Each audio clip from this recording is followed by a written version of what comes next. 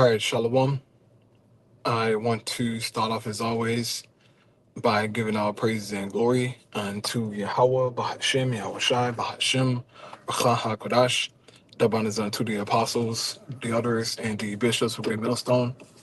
Um, I want to send much love unto the brothers out there doing his work in truth and sincerity. And I also want to send peace and blessings unto the believers of the hopeful elect. And in this morning's lesson, I wanted to deal with the topic of salvation again, since it's a hot topic. And it's always a hot topic, but it's an ongoing topic that you can build on and do lessons off of, because once you know the truth, it's easy to explain it, right? Very easy to explain it. And so I want to get into Ezekiel here 36 and just highlight a few points to show you that there will be no heathen saved with the Israelites, okay? The elect of Israel, all right? Only Israelites will be saved, redeemed, cleansed from all their sins and transgressions. So without further ado, let's hop into this here. Should be a very quick lesson. This is Ezekiel 36, GNT Bible, starting at verse 22. It reads, "Now then, give the Israelites the message that I, the sovereign Lord Yahweh, have for them." So this message is to the Israelites that never changed. It has always been to the Israelites, okay? It says, what I'm going to do is not for the sake of you Israelites, but for the sake of my holy name, which you have disgraced in every country where you have gone. When I demonstrate to the nations the holiness of my great name, the name you disgraced among them, then they will know that I am the Lord Yahweh. I, the sovereign Lord, have spoken. I will use you to show the nations that I am holy. So the Most High is going to use the Israelites to demonstrate his power, man. All right? And he's going to do that by redeeming us, saving us out of captivity, glorifying us, man. And his name is going to be magnified as the God who did this for these people, right? Like he did in ancient Egypt, but it's going to be magnified times a trillion this time, right? It says, I will use you to show the nations that I am holy. I will take you from every nation and country and bring you back to your own land. He's not going to say, he's not going to save the nations, the heathens with us.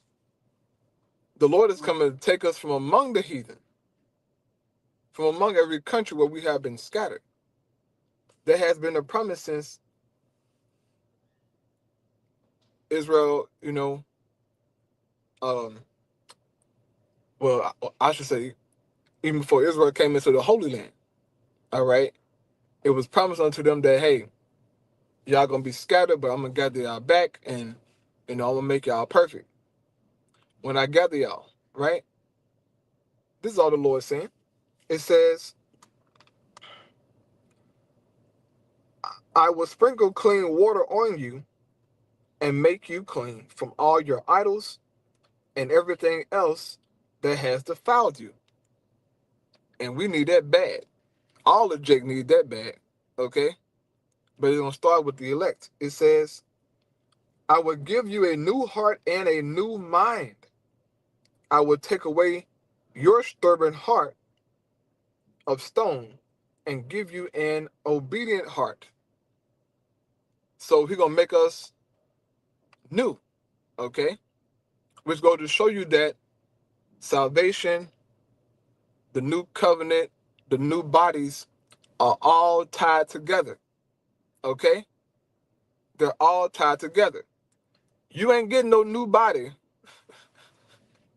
unless you're saved. You're not getting that new covenant unless you're saved. Now, ultimately, yes, all Israel will get the new covenant, right? That's in the promise, but I'm talking about the salvation. Okay, when Yahweh Shai come back.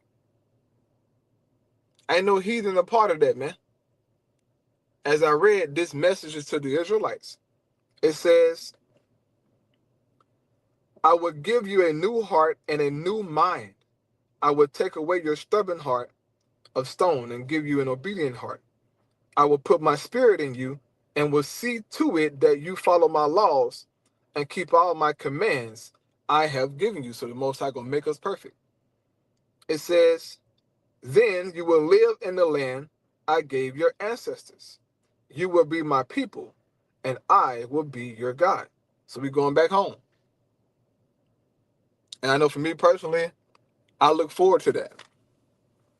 Getting back our own land, bro.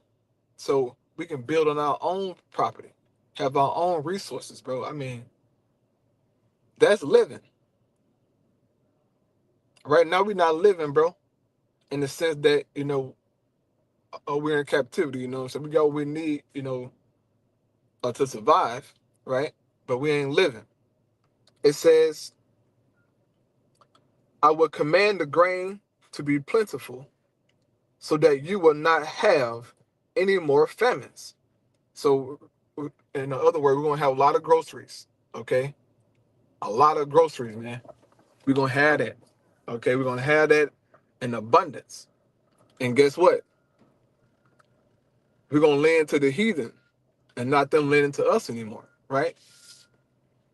But we're going to have everything, okay? We're going to have everything, man. It says, I will increase the yield of your fruit trees in your fields so that there will be no more famines to disgrace you among the nations, right? Jake won't have to get on food stamps, okay? Jake won't have to get on no food stamps or none of that crap, you know?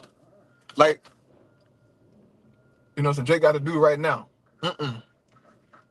We ain't getting, look, no food stamps, no more government assistance, okay? None of that crap.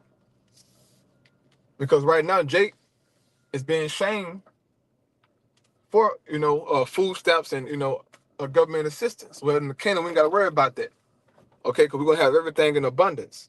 It says, you will remember your evil conduct and the wrongs that you committed, and you will be disgusted with yourselves because of your sins and your iniquities.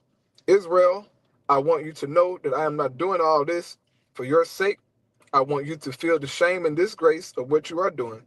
I, Yahweh, the sovereign Lord Yahweh, have spoken. So the Most High is going to save his people, man. Redeem his people, okay? That hasn't changed. It won't change. And you heathens, you'll be saved for captivity. That's what the Christian church not telling you. Or, digging her side now. You're being saved for captivity, boy. So you can get ready. Okay? Get ready for it, man. But anyway, I pray that was the family. Get up out of here. I'll praise you. How about Shema Shai? Shalom.